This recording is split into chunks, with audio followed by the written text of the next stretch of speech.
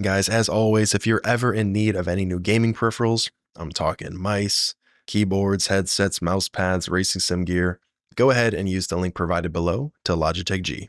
Any purchase made through that link or by using the code Timbo at checkout helps out the channel and in return gives you a nifty discount. About a month ago, Bungie came out with a video discussing a lot of the changes they've made to Marathon, and despite thinking about doing so, I didn't make a video on that.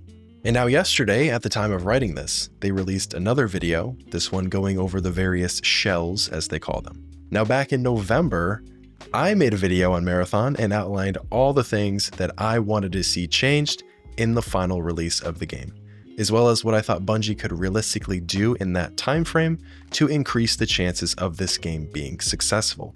To cut to the chase, I think Marathon looks significantly better than it did the first time we saw it. Bungie has clearly taken a lot of the feedback to heart and has made improvements.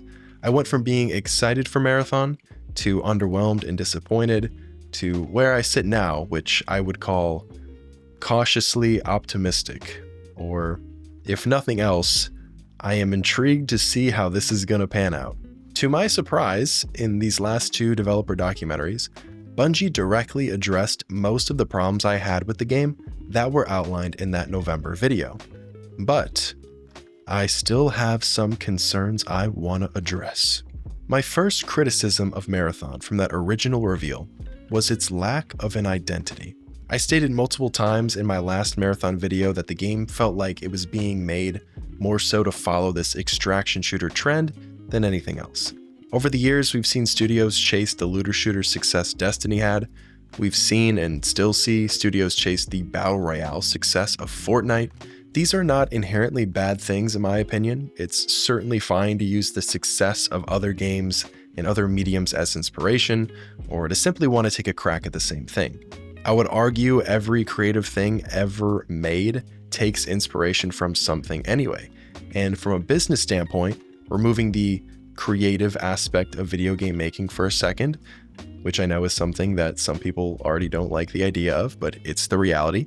Looking at what other companies are doing and having success in isn't a horrible thing. It can, and for a lot of companies, help increase the odds of success. If we take YouTube, for example, I can use my own channel as reference. I know that if I make a Destiny video, it is more likely to do well. It is a safer option for me. So if I just wanted to make money and grow my channel as efficiently as possible, making nonstop Destiny videos is probably the better way to go, even if I don't want to do it from a creative standpoint. Now, luckily, YouTube videos is a hobby of mine. It's not my job, so I can make a video on whatever I want. And even if the views are horrible, that doesn't affect my livelihood. But if you're running a business and you are partially responsible for the livelihood of not only yourself, but that of your employees, then doing the safer thing that maybe doesn't have as much creative love in it is at times safer and wiser. I'm not definitively claiming that's what Bungie has done in deciding to make an extraction shooter. I don't work there. I'm just saying it felt more like a business decision to me. It felt more like this genre has untapped potential. We can maybe make a splash there. Let's make this type of game. Which, when you compare to our creators, we know that game began as something else. It wasn't working, and Embark changed it to an extraction game because the genre was a better fit for what they were already making. Now, the tricky part is the game still has to be good. Like, even if you're a trend chaser per se and making a game based on what you perceive works within the market, it still has to be fun. And this is where we've seen a lot of games falter. Suicide Squad, Redfall, Concord, even Battlefield 6 with the inclusion of what has been a pretty generic battle royale mode. This is what I feared would happen to Marathon. And while that is still certainly a possibility, the game does look more like it has its own identity now. The amount of customization looks appealing. I was glad to see there's more movement. The Marathon ship and what it's hiding in there is intriguing. Some of the abilities look absolutely insane, especially for a game like this, which I'll touch more on that in a moment. Marathon cannot afford to be just another extraction shooter. It needs to stand out in some way. It needs to differentiate itself from the competition. It needs to give me a reason to play it over other extraction games, over other shooters. And time will tell, but I do think as of right now, Marathon is looking less generic. In that November video, I also dedicated some time to talk about how runners aren't really doing a whole lot of running in this marathon, so to speak. I know I'm making a play on words there, but the first impressions we got, where they showed things like stamina and fall damage, that was maybe expected in a typical extraction game, I get that. But like I said, I don't think Marathon should be a typical extraction game. Do something different. Let me live the fantasy of being this cybernetic machine I build and customize for whatever task I need to complete. I shouldn't be out here cracking my kneecaps while jumping off a roof like I would in real life. What's the point of having this cool synthetic body if it's going to have the same level of cardiovascular endurance as my real body? That is a nitpick to some or a negative to some extraction shooter fans, but to me, that hurts the player fantasy and makes this game look more like the rest. Now, I went as crazy as to say to include like massive verticality like the finals mixed with Titanfall movement and have extracting be more like a Mirror's Edge Ghost Runner-like race. They have not fully gone down this route, but they have added more movement. It's not for every character, but one can double jump, another can grapple. One basically has Twilight Garrison from Destiny for all my Titans out there. There are more ways to traverse the map and fight your enemies. And it seems like aside from having some of these abilities via the shell you select with your runner, you can modify various aspects of your kit. The one example they showed a couple of times now causes damage when you fall from a great height, basically. So you could theoretically combine this with another modifier which prevents you from taking fall damage. All of this is stuff I like. I was very much against the idea of having Marathon having heroes, and while they haven't fully committed to letting us create our own runners from scratch, either for preference or balancing or just a lack of time to make that kind of pivot at this point, it does seem like within each shell you can get a good amount of customization to make a build. Like I said, I want to have a task to complete in this game, then optimize my shell to complete that task. That sounds cool. And I really hope the gameplay design within Marathon makes these decisions matter.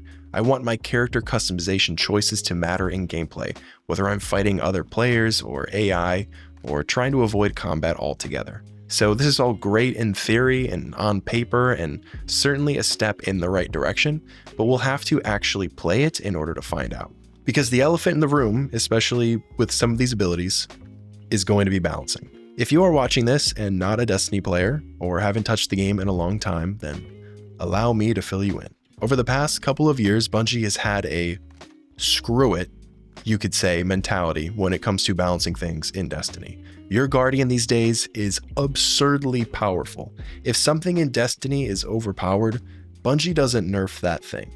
Bungie responds by taking everything else up to that level, which I'm not saying that is a bad thing. I think current Destiny 2 gameplay is much more fun than vanilla Destiny 2 gameplay. I bring this up because, at least for the time being, it appears like this is the approach Bungie is taking with these runner shells. We saw things like wall hacks, invisibility, an ability that notifies you if you've been spotted, a whole bunch of stuff that seems really, really powerful. And again, I don't dislike this stuff outright, but it does give me some pause.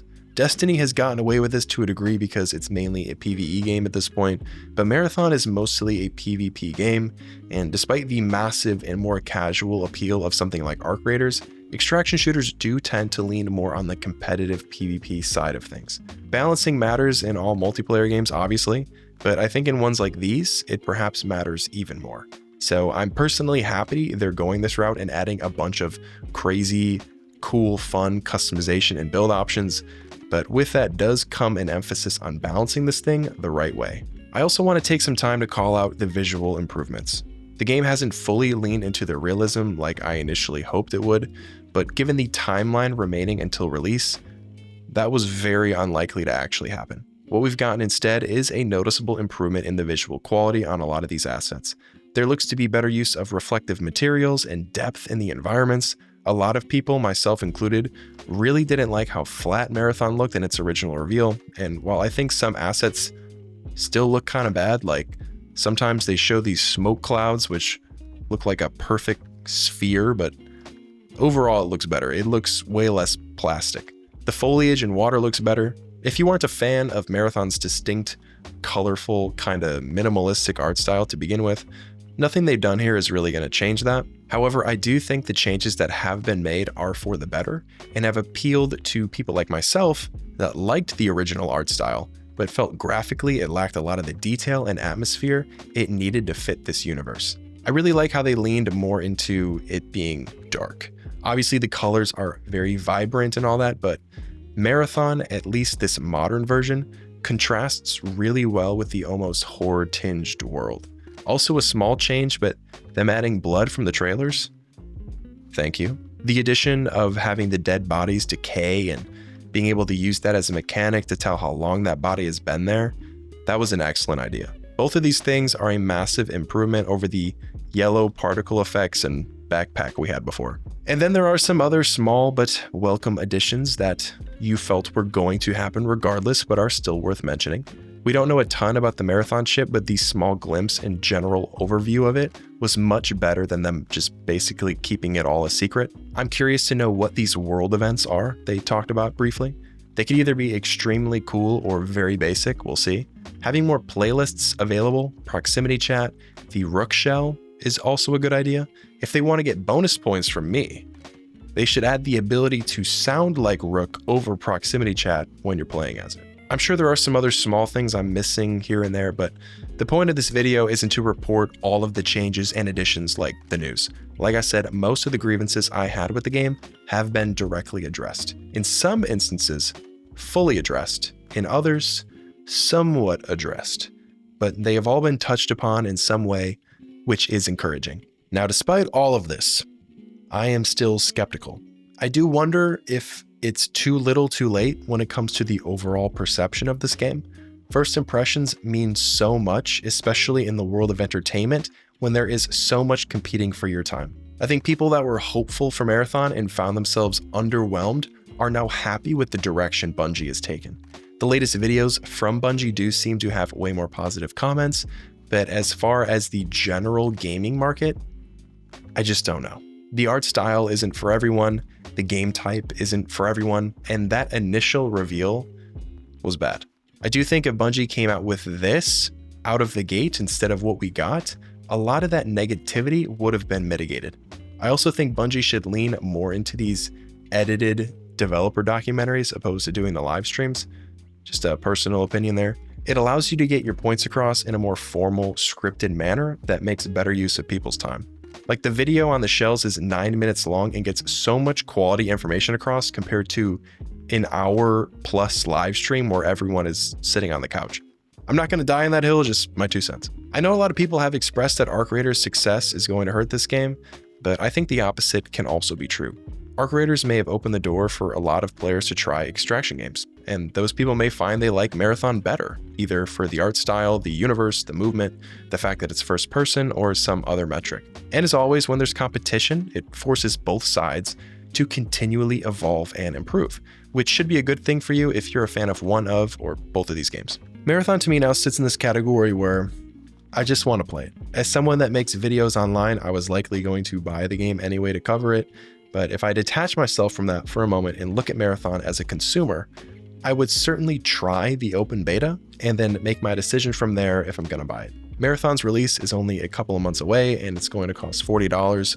So in that amount of time, Bungie has to keep the positive press they've been building and really deliver on the beta, because I imagine that's when a lot of players are going to make their decision. We have obviously seen games come back from rocky reveals and launches, usually through listening to community feedback and continual positive changes over time. Marathon can certainly fall into that boat, but it can also flop and be dead on arrival. We saw that with Concord most famously.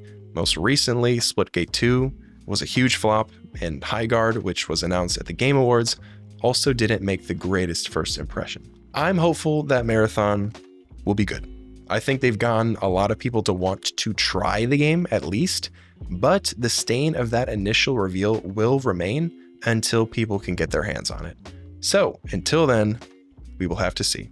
A link to my other video on Marathon is going to appear on screen here in a few seconds for you. And speaking of other games that didn't do well, last week I took one final look at Anthem before it was shut down for good. Feel free to check out either of those videos once this one wraps up. Let me know down in the comments how you're feeling about Marathon. Don't forget to follow the link below if you need any new gaming peripherals from Logitech G. And if you're new here, make sure to subscribe. Thank you all so much for watching, and as always, I'll see you in the next one.